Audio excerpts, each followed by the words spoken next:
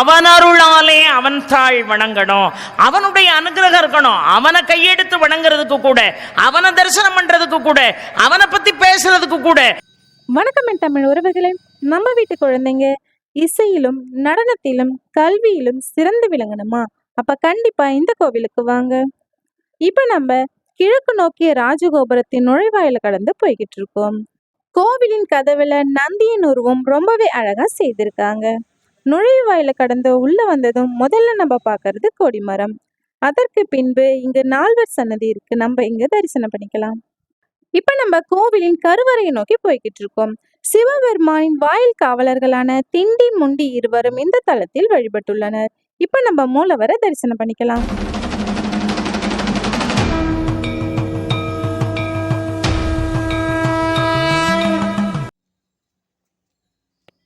தமிழ்நாட்டில் உள்ள தேவாரம் பாடல்கள் பெற்ற 274 சிவாலயங்களில் இந்த கோவில் 230வது சிவத்தலமாக உள்ளது. நடுநாட்டு தலங்களில் 19வது சிவத்தலமாகவும் இந்த கோவில் இருக்கு. இங்க விநாயகர் சன்னதி இருக்கு, இங்க நம்ம விநாயகரை தரிசனம் பண்ணிக்கலாம்.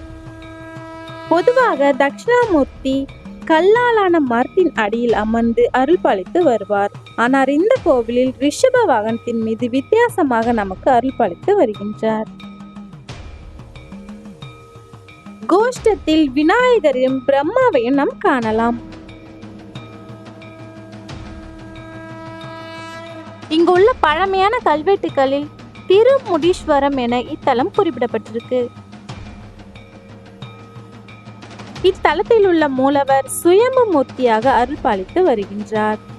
இங்குள்ள மூலவர் சிவலோகநாதர், முண்டீஸ்வரர், முடிசூரர் என்ற பெயரில் அழைக்கப்பட்டு வருகிறார்.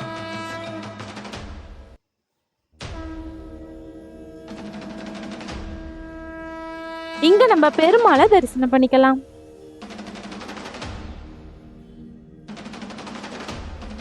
வீரபாண்டியன் என்ற மன்னனுக்கு இத்தல ஈசன் திருநெற்றுப்பை அதாவது பொக்கலம் அளித்துள்ளார். அதனால இங்குள்ள சிவபெருமானுக்கு பொக்கலம் கொடுத்த நாயனார் என்ற பெயரும் உண்டு. இங்கேயும் ஒரு விநாயகர் இருக்கார் பாருங்க. இந்த கோவில்ல விநாயகர், முருகப்பெருமான், தட்சிணாமூர்த்தி, சண்டிகேஸ்வரர் ஆகியோருக்கும் தனித்தனி சன்னதிகள் இருக்கு. இத்தலத்தில் முருகப்பெருமான் தனது இடது கையில் நவரச முத்திரையுடன் காட்சி தருவார்.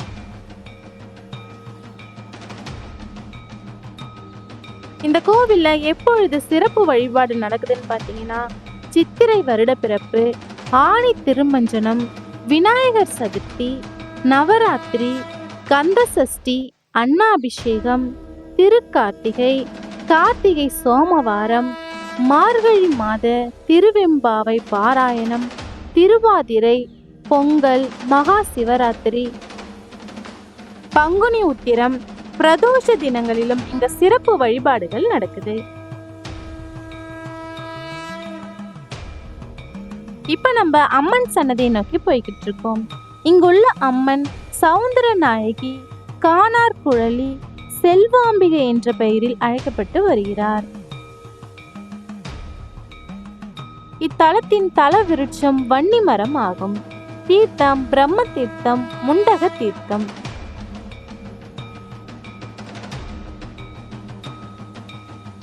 முன்மண்டபத்தை கடந்து உள்ள போனதும் செல்வாம்பிகை அம்மன் இங்கு காட்சி தருகின்றார். நம்ம இங்க அம்பால தரிசனம் பண்ணிக்கலாம்.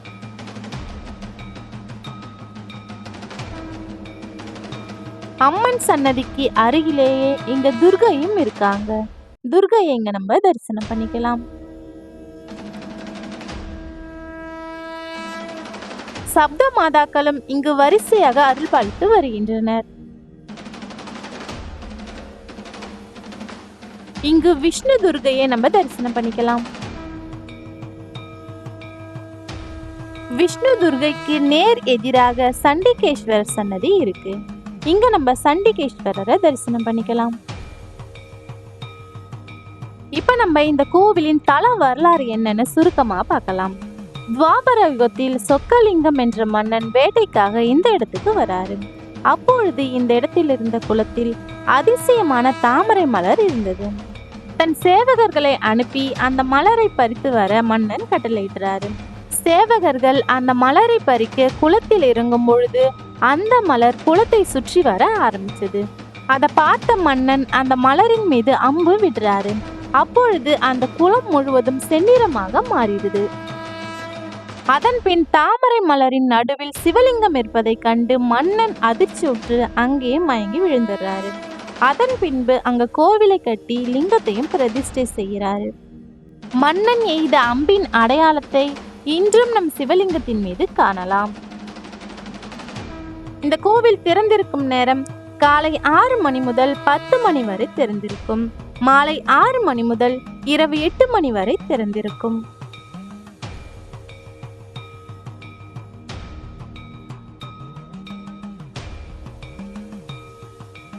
விழுப்புரத்துல இருந்து சுமார் 18 கிலோமீட்டர் தூரத்துல தான் இந்த கோவில் இருக்கு.